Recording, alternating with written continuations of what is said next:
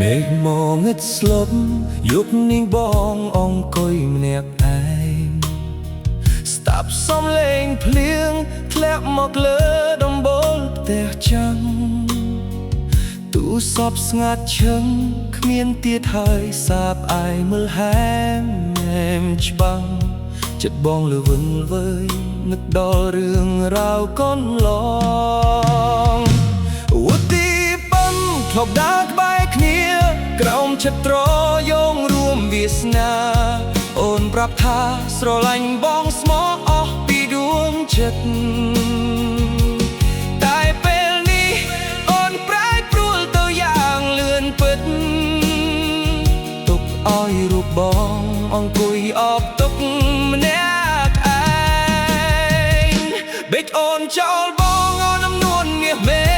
តើមានរឿងអ្វីទៅមានមេដែលចិត្តដើរចេញឬបងមិនល្អ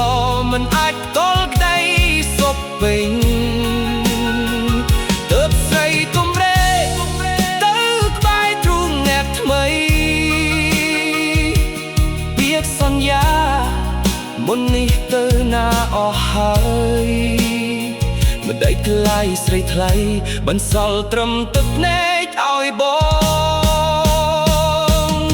សំឡេងទ្រយំរៀបរាប់ពីការឈឺចាប់បេះដូងស៊ូទ្រាំសិនតែរាប់ដងហាមិនចង់រស់ស្នេហាស្មោះសរត្រូវអូនជន់ឈ្លីឥតក្តីមេត្តាបន្សល់ស្នាមរបួសក្នុងចិត្តបងពេញមួយជីវិត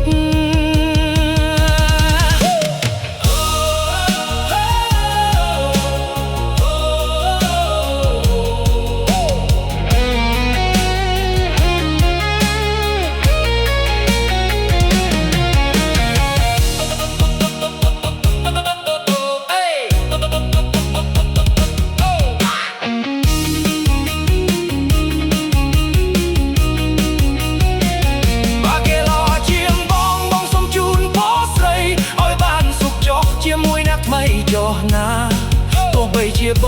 ង